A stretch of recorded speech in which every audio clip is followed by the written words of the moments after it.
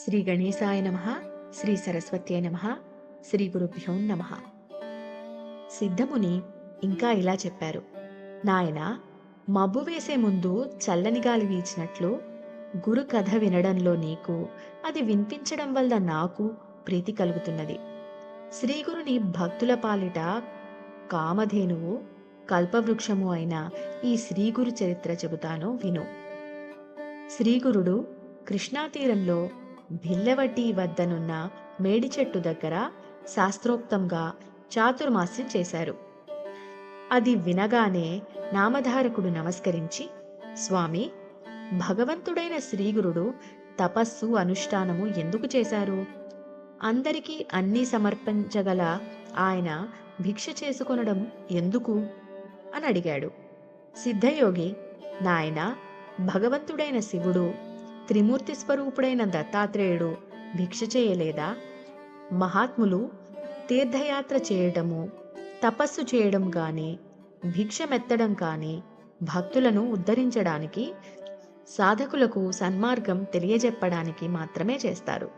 అలానే శ్రీగురుడు కూడా భిక్షావృత్తిని స్వీకరించారు.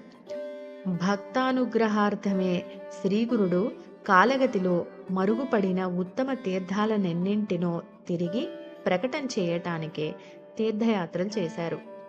కేవలం లౌకిక సుఖాలను మాత్రమే ఆశించే మూర్ఖులు, స్వార్థపరులు తమను ఆశ్రయించకుండా చూసుకోవడానికి కూడా ఆయన కొంతకాలం గుప్తంగా ఉన్నారు.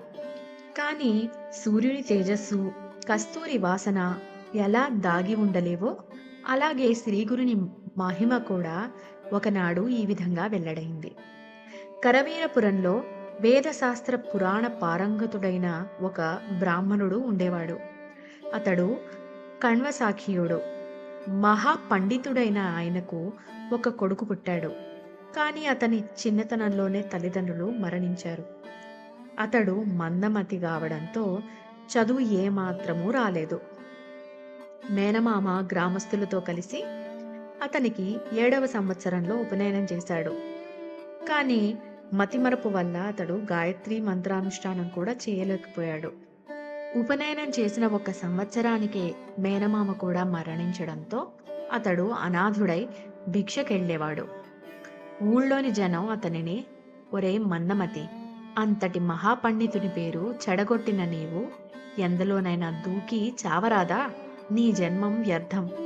విద్యావంతుడు, వయస్సులో చిన్నవాడైనా అతనెక్కడికి వెళ్ళినా సోదరుని వలె విద్య అతని వెంట నుండి అతని కీర్తి, గౌరవము లభించేలా చేస్తుంది. అతని శరీరంలో సర్వదేవతలు నివసిస్తారు కనుక అతడు వయోవృద్ధులకు కూడా పూజనీయుడే. విద్య లేనివాడు, వయస్సులో పెద్దవాడైనా అతనిని ఎవరూ ఆదరించరు.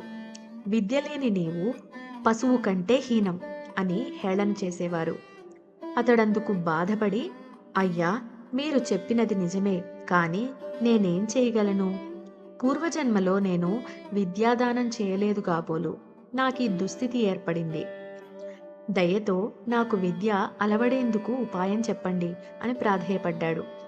అతనికి విద్య చెప్పి చెప్పి విసిగిపోయిన ఆ విప్రులు, నీకిక జన్మలో విద్య రాదు, నీవు భిక్ష చేసుకొని బ్రతకటానికి కూడా పనికిరావు, నీ వలన నీ వంశమే భ్రష్టమైంది అని నిందించేవాడు.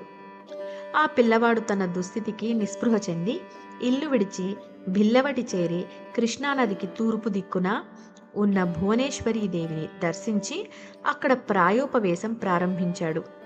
అలా 3 రోజులు గడిచినా ఆ తల్లి దర్శనమియ్యకపోయేసరికి అతడు పట్టరాని కోపంతో తన నాలుక కోసి దేవి పాదాల వద్ద పెట్టి, అమ్మా, నీవు కూడా నన్ను అనుగ్రహించుకుంటే రేపు నా తల నరికి నీకు సమర్పించి నీ ఎదుటనే ప్రాణాలు విడుస్తాను అని చెప్పుకున్నాడు. నాటి రాత్రి దేవి అతడికి కలలో కనిపించి, నాయనా, నాపై అలుగవద్దు. కృష్ణానదికి పడమటి తీరాన ఉన్న మేడి చెట్టు క్రింద తపస్సు చేసుకుంటున్న సన్యాసి సాక్షాత్తు శివుని అవతారము. అపార శక్తిమంతుడు, నీ కోరిక తీర్చగలడు అని చెప్పింది. అతడు వెంటనే నిద్రలేచి బయలుదేరి శ్రీగురుని దర్శించి సాష్టాంగ నమస్కారం చేశాడు. శ్రీగురుడు ప్రసన్నులై అతని శిరస్సు మీద తమ చేయి నుంచి ఆశీర్వదించారు.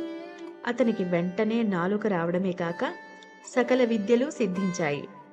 కాకి మానస సరోవరం చేరి రాజహంసగా మారినట్లు, పరశువేది స్పర్శతో ఇనుము బంగారమైనట్లు, శ్రీగురుని హస్తస్పర్శ వలన ఆ విప్రకుమారుడు మహాజ్ఞాని అయ్యాడు.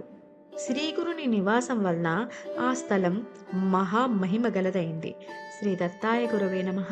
శ్రీ శ్రీపాద శ్రీవల్లభాయ నమః. శ్రీ నృసింహ సరస్వతి నమః. 17వ అధ్యాయం సమాప్తం.